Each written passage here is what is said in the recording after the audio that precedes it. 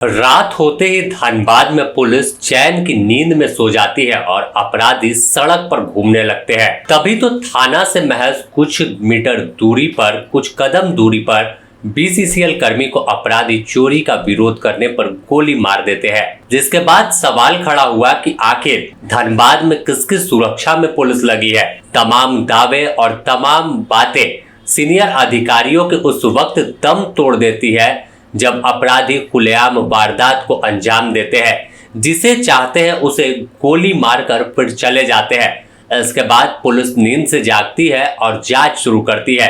मामला सोनारडी ओपी इलाके से सामने आया है, जहां अपराधियों ने पुलिस को चुनौती देते हुए बीसीसीएल कर्मी को गोली मार दी है।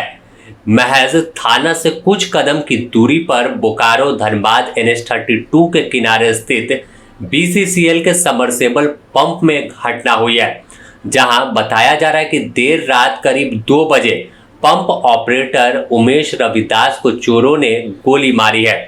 केबल चोरी करने चोर पहुंचे थे, जिसके बाद रविदास ने उन्हें देख लिया और विरोध किया। जैसे ही विरोध किया वैसे चोरों ने तुरंत गन निकाला और फायर कर दिया। गनीमत अच्छी थी कि उमेश रविदास के दाएं पैर में गोली लगी। हालांकि अब उन्हें अस्पताल में एडमिट कराया गया, जहां इलाज किया जा रहा है। घटना की सूचना मिलने पर बाघमारा विधायक शत्रुघ्न महतो भी घटना स्थल पर पहुंचे और सीधे तौर पर सवाल उठाया कि पुलिस किसकी सुरक्षा कर रही है।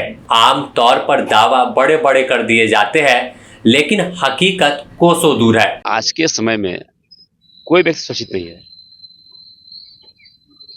पूरी तरह से प्रशासन बेलगाम है। मतलब ही नहीं है घटना क्या घट रही है, कहाँ घटना घटने वाला है। आप सोचिए, थाना के हम लोग के 10-15 मिनट दूरी पर इतनी बड़ी घटना का अंजाम देना, ये सबके लिए चुनौती है।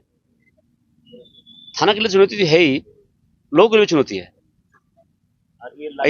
इतना इस रोड में लोग इतना आना जाना है, भीड़ भाड़ रोड है, और यहाँ पर केबल काटने के चक्कर में चोर आए और केबल काटने में लोग विरोध किया। जो ऑपरेटर है उसको गोली मार दिया, और महज थाना के हमको लगा कि 10 मिनट दूरी पर तक इतनी बड़ी घटना घटी है। तो सोचिए, आप सोच सकते हैं कि लोग कितना सुरक्षित है। कोई लोग सुरक्षित नहीं है। कभी भी किसी पर कुछ घटना होकर कर सकती है, जिस जैसा कुछ बना हुआ है। इसलिए हम ऐसे प्रशासन में कहना चाहूँगा कि भाई इस तरह घटना आप देखिए, ध्यान दीजिए, क्योंकि आपके थाने के सामने इतना बड़ी घटना घट रही है और आपके पास कोई इस पर कार्रवाई अभी तक नहीं हुई है। बड़ा घटना घट सकती है, जिससे जैसे स्थिति बना हुआ है। और आए दिन देख रहे हैं कि इस तरह घटना घट रही है क्षेत्र में। ये नई आम बात हो चुकी है, नई बात नहीं है। पुलिस और चोर के पता नहीं बीच में क्या संबंध हम नहीं कर सकते हैं। इतना घटना का अंजाम देकर चल जा रहा है और उस पर कोई कार्रवाई नहीं हुई है, और न कोई छानबीन हो रहा है, न कोई देखभाल हो रहा है। एक बगल में एक घटना घटा है, तो अभी सामने में जो क्या नाम था, शुभम को गोली मार के देखिए हत्या कर दिया। आज तक उस पर कोई कार्रवाई नहीं हुआ।